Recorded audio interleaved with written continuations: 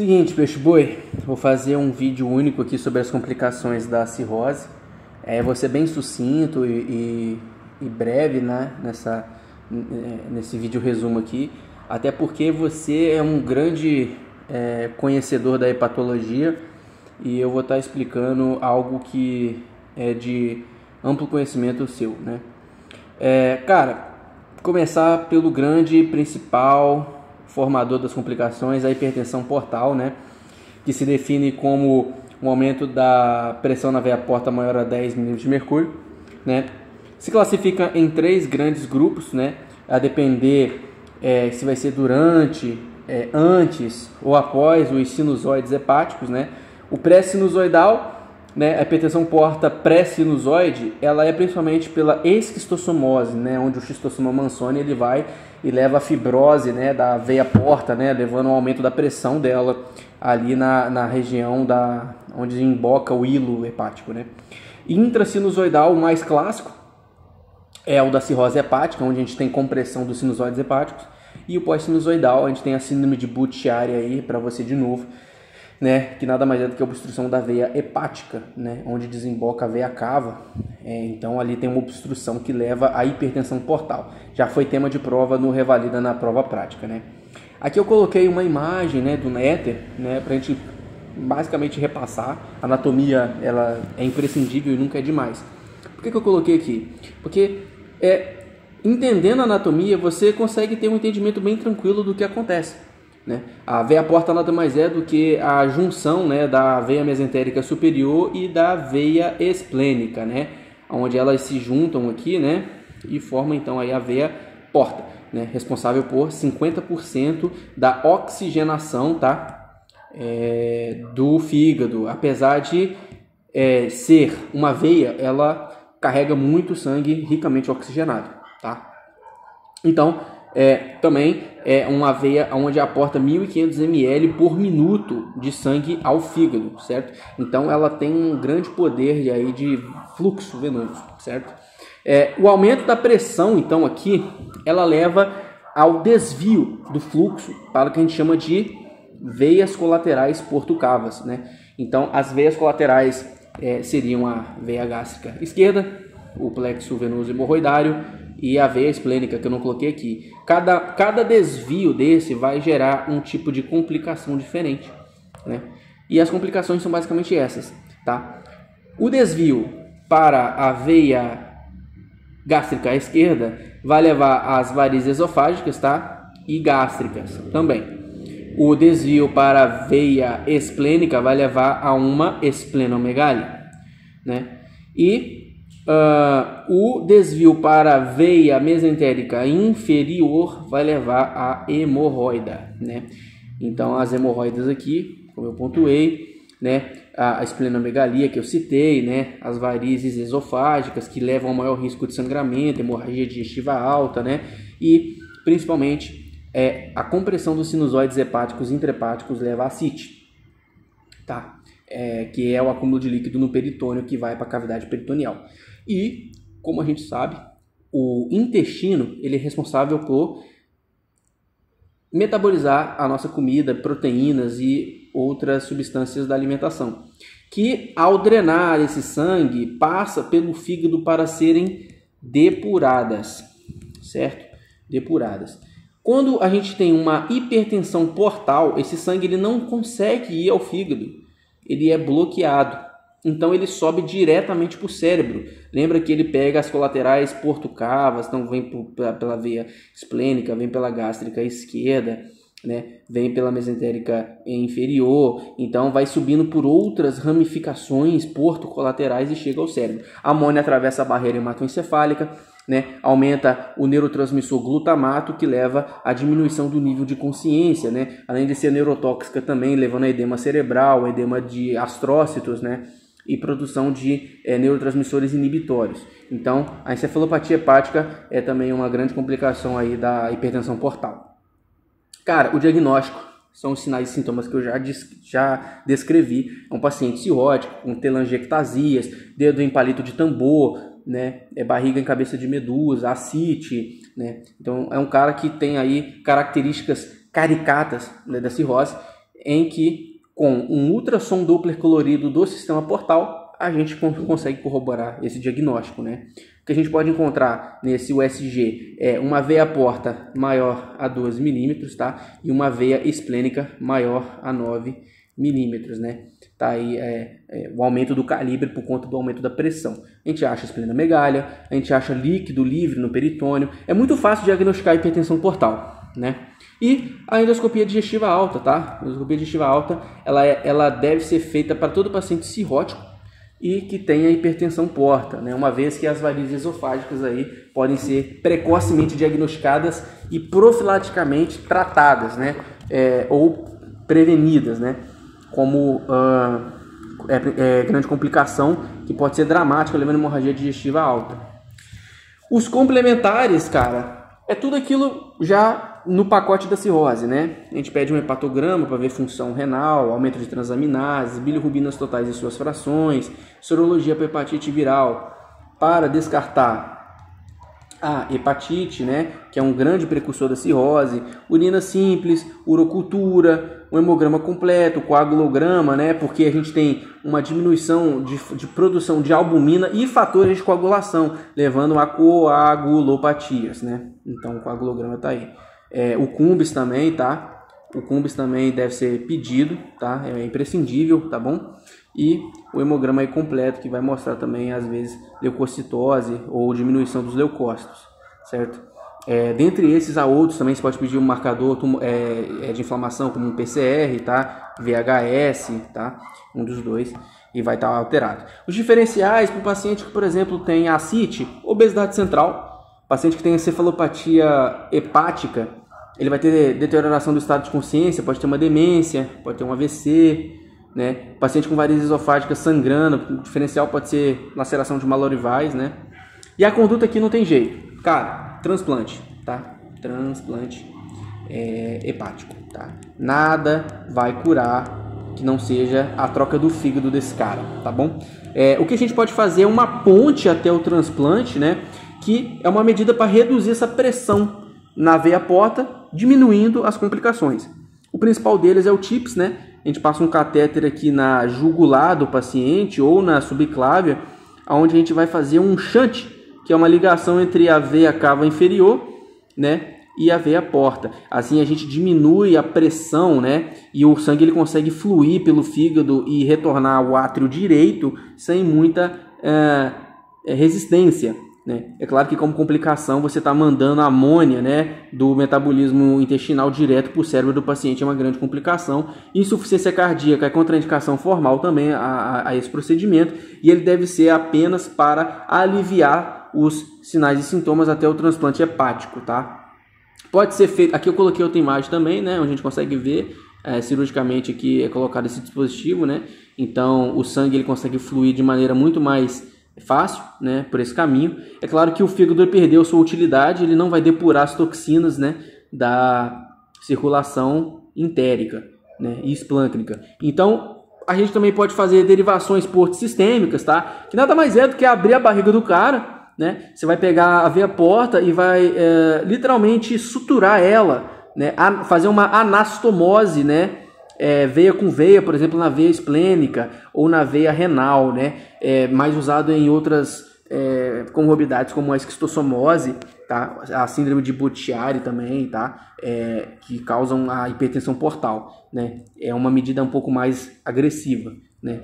E principal indicação para sangramento varicoso grave, tá? Onde a gente tem que fazer esse desvio de maneira urgente, porque está tal qual a pressão que está sangrando pelo esôfago, cara. Então, para ele não ir para a vala tão rápido, a gente tem que partir para uma medida mais agressiva, que é a derivação porto-sistêmica, né? Eu devia ter colocado uma imagem aqui, mas tudo bem. É basicamente isso sobre a hipertensão portal. Aqui, a CIT, cara, grande complicação, né?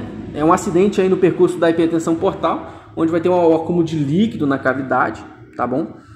São as mesmas etiologias que causam hipertensão portal, vai causar ascite, tá?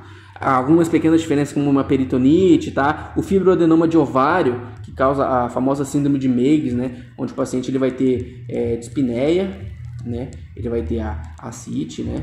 E vai ter o próprio fibro, né? Adenoma, tá? Essa é a síndrome de Meigs, tá? É a trinca, né? Que eu desenhei ali.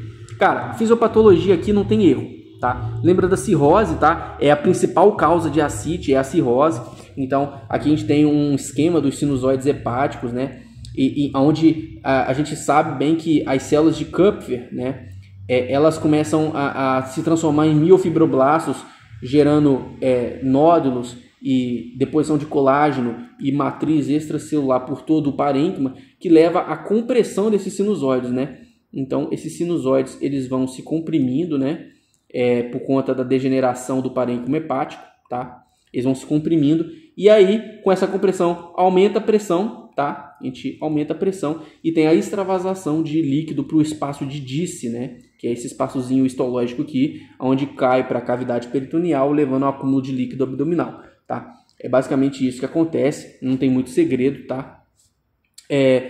Por conta do aumento da pressão hidrostática aqui dentro, né? Pela lei de Frank-Starling, né? Aumenta muito a pressão, o líquido ele extravasa, tá? Ele vai para tudo quanto é lado, né?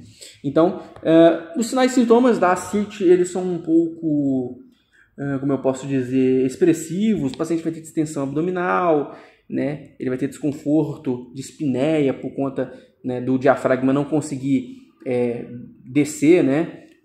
Expandir por conta do acúmulo de líquido, né? Edema de membros inferiores, de testículo, né? Então a ascite ela leva esse quadro mais brando, assim. Os achados semiológicos são muito importantes porque já foram tema do Revalida. Então o paciente vai ter distensão abdominal, né? Abaulamento, principalmente em flancos, né? Então a compressão do diafragma que vai levar a dispneia. Então você vê um cara dispneico, taquipneico ali, né? A palpação, né? Não tem muito segredo, um abdômen tenso, firme ao toque, tá cheio de líquido, né? Então não tem muito o que dizer aqui. Agora, a percussão, existe algumas manobras semiológicas que valem destaque, já foi tema de prova prática do Revalida, tá? A principal delas é a maciçez móvel de decúbito, né? Cara, muito simples. Você vai botar o paciente em decúbito dorsal, tá? E pela lei da gravidade de Newton, o líquido vai cair para baixo, né? Para onde está puxando a gravidade. Então aqui a gente vai ficar um espaço timpânico e aqui vai ficar o líquido, né? Nos flancos do paciente. E o próprio nome ele é muito autossugestivo, né? Maciçez móvel. Se eu pegar esse paciente, vai delimitar a área de timpanismo e a área maciça desse paciente e vai demarcar, tá? Vai demarcar aqui, ó. Demarcou? Beleza. Já sabe onde está timpânico e onde está maciço? Beleza. Vamos virar esse cara em decúbito lateral, tá? E aí esse líquido que jazia aqui, ele vai cair para onde a gravidade está puxando. Então o lugar que você tinha demarcado maciço, moveu-se. Macicez móvel. Simples assim, né? Pode ser tanto de um lado quanto de outro, tanto faz. A macicez vai se mover e vai ser positivo aí para a ascite. E a gente tem aqui também o piparote, né? Nada mais consiste do que você pega aqui a sua mão num dominante, coloca num flanco do paciente, tá? Desse lado aqui, ou do outro, tanto faz. Você vem com a sua mão dominante e faz alguns piparotes, onde você vai sentir o propagar do líquido de um lado para o outro. Você pode pedir, inclusive, para o paciente colocar a mão dele com a região anticubital na região média do abdômen, para que você não sinta, né, o deslocamento da pele do tecido celular subcutâneo do paciente, né, que você pode acabar confundindo. E aí você dá esses petelecos e você sente o líquido, né, como uma onda, né, se propagar de um lado para o outro. Esse é o sinal de piparote. O semicírculo de Skoda, cara, é muito simples, né? O paciente aqui tem seios fartos, como os seus também, como você pode notar aqui. Você vai colocar ele em decúbito dorsal, tá? Colocar em decúbito dorsal aqui. Você vai pedir para ele despir a região abdominal e vai fazer uma percussão delimitando uma área de macicez e uma área de timpanismo, tá? De maneira radial mesmo, você pode fazer aí a percussão. E aí você vai formar o chamado semicírculo de Skoda, que costuma ser positivo quando a gente tem uma ascite, tá? E é para fazer o diferencial para um fibroadenoma, por exemplo, na mulher, tá? O fibroadenoma, você é um grande diferencial para a ascite, às vezes não vai formar um semicírculo perfeito. Às vezes o fibroadenoma ele é assim, e aí o círculo vai estar invertido com a concavidade para cima, entendeu? A concavidade vai estar para cima. E na ascite vai sempre estar para baixo, porque a gravidade puxa, né, a ascite para os flancos, né? Puxa para os flancos. Então essa é a principal diferença. Tá? São as 3 manobras fisiológicas mais cobradas aí do Revalida INEP. Muito bem. Cara, classificação. Muito simples, tá? É classificado em grau 1, grau 2 e grau 3. A 3 ela é visível a olho nu e é quando o paciente tem 2 litros, pelo menos, de líquido acítico na região abdominal. Moderado volume. A gente consegue detectar o exame físico com aquelas manobras semiológicas, tá? Ele tem entre 500 a 1 litro, a quase 2 litros, né, na região abdominal. E quando é pequeno volume, apenas com a ultrassonografia abdominal a gente consegue detectar esse líquido acítico, certo? O diagnóstico, ele é ultrassonográfico, praticamente, né, da ascite, quando é de se fazer o diagnóstico clínico, tá? A gente faz com as manobras semiológicas, mas confirma com a ultrassonografia mais a paracentese diagnóstica. Que essa paracentese ela é imprescindível, porque algumas outras causas podem causar ascite, como a tuberculose, né? Peritonite, né? Então vai ter aí diferenças, né, no líquido, né? Então a gente faz aí o gradiente de Gasa para saber se é um líquido de transudato, né? De transudato ou exudato. Tá?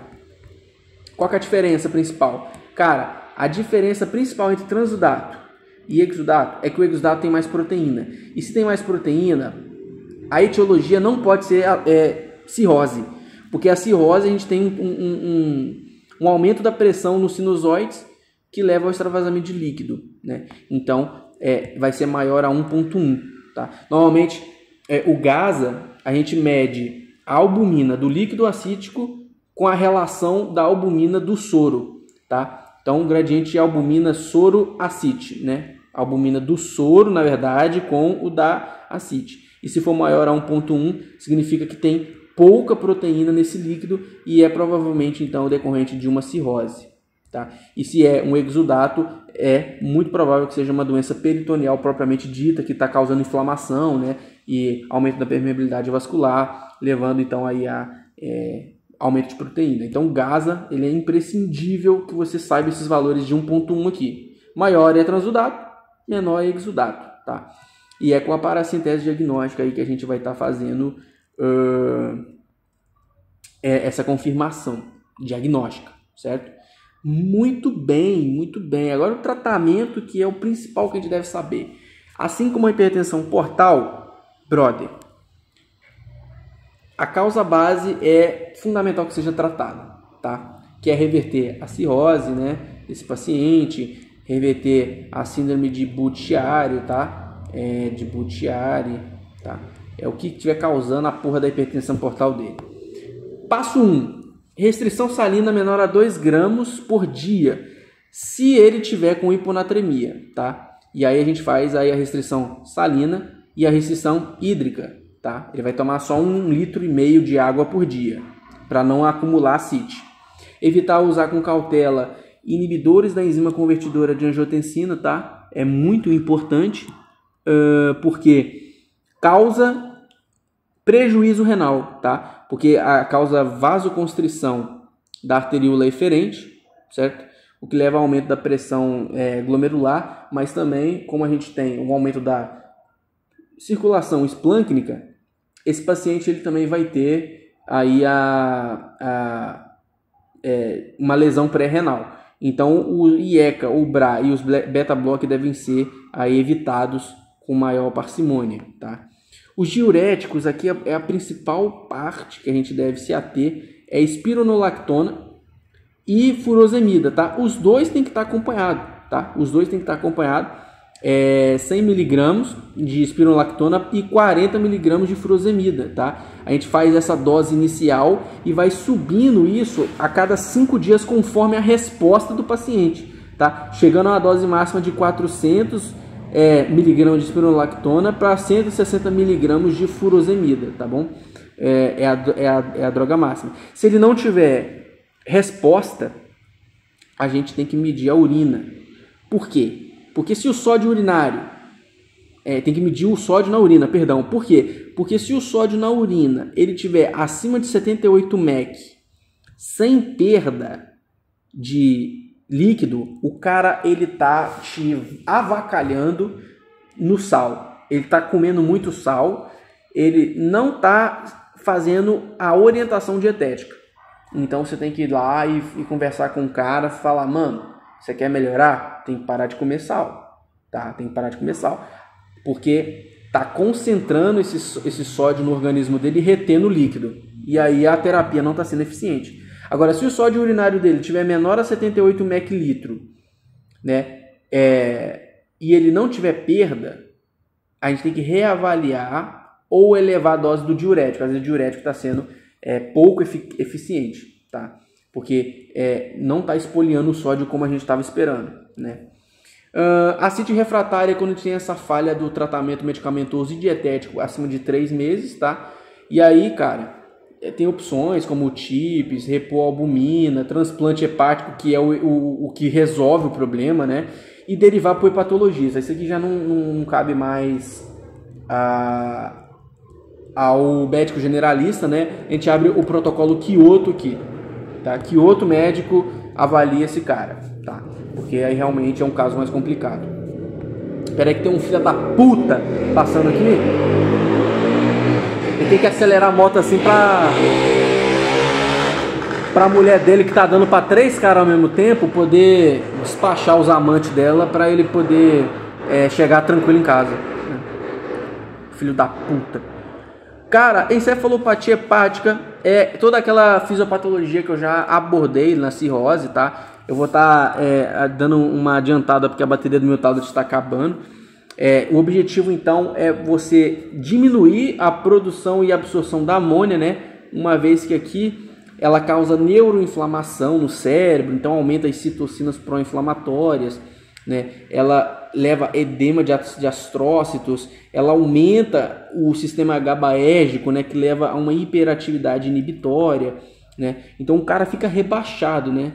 Ele deprime o sistema nervoso central, o acúmulo de amônia e outras toxinas advindas da circulação entérica, né? Então, dieta para esse cara com diminuição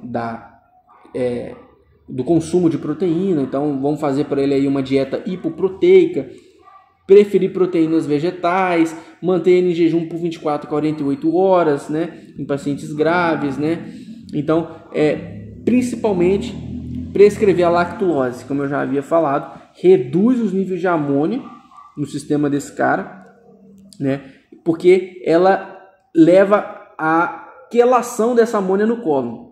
Então a lactulose, a gente faz aí 30 ml via oral cada 8 horas para esse cara, né? Que acaba reduzindo o pH do cólon também, né? Que deixa de converter a amônia em amônio, né? Que não é absorvível, tá?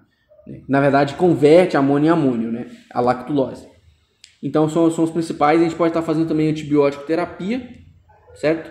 Por quê? Porque antibiótico ela vai reduzir a flora bacteriana no intestino.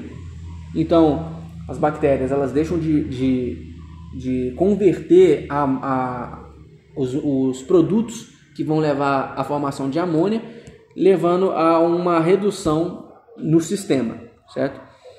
O flumazenil, tá? O paciente que tá lá, cara, rebaixado, com muito neurotransmissor GABA produzido no cérebro, a gente faz um antagonista do neurotransmissor GABA, né, que ajuda a restaurar a função renal desse cara. E esse fármaco aqui é a ortinina.